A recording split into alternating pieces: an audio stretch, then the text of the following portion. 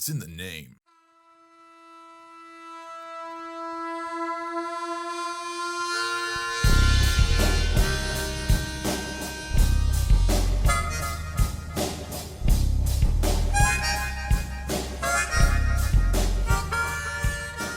This is your Friday Refresh brought to you by Howell Wealth Management. Financial security is something many of us strive to achieve in our lives.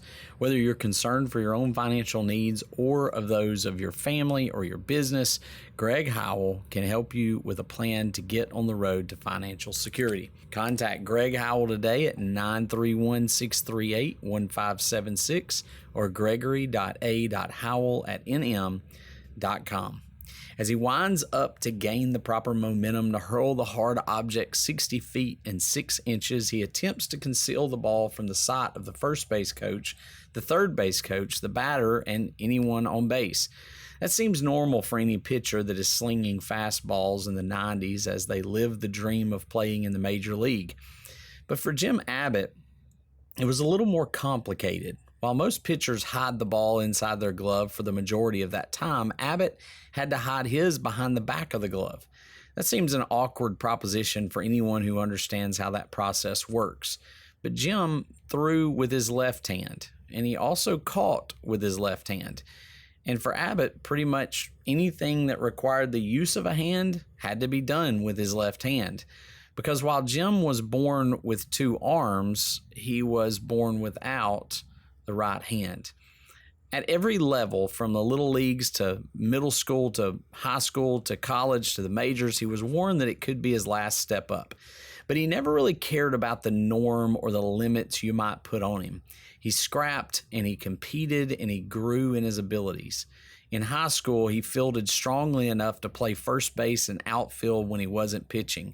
And as a senior in high school, he hit 7 home runs and finished with a .427 batting average. He pitched for the University of Michigan in 1987 and was named the best amateur athlete and top amateur baseball player in the nation. He pitched for the U.S. Olympic baseball team in 1988. He was the first U.S. pitcher to beat Cuba in 25 years and defeated Japan in the final game to win the gold medal. He ended up winning a spot on the starting rotation of the pennant contending Angels without an inning of minor league play. He was a media sensation and an inspiration to people everywhere with struggles and disabilities. He was once asked about the difficulty of transitioning his glove on and off his hand to throw and then catch and then throw again, and his response was, "I've been doing this since I was 5 years old. Now it's as natural as tying my shoes." His answer left reporters scratching their heads as to how he might accomplish the task of actually tying his shoes one-handed. He played for 4 teams during a span of 10-year career in the majors. His record was 87 wins and 108 losses. While his major league career stats were not impressive enough to get him into Cooperstown, what he accomplished may have been worth far more than an entrance into the Hall of Fame. He overcame obstacles that were in his way. He found a way to do something he loved rather than make excuses of why he couldn't. He shattered the expectations and completely ignored the barriers that could have held him back. He inspired millions of people who face difficulties. For years, maybe even now, he received letters from kids who faced similar barriers but found courage to try because of his success.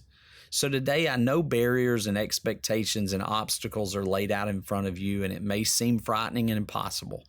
Don't focus on what you can't do. Focus today. Focus in this moment about what you can do. Don't limit yourself. You can do far more than you think you can. And that is your Friday Refresh.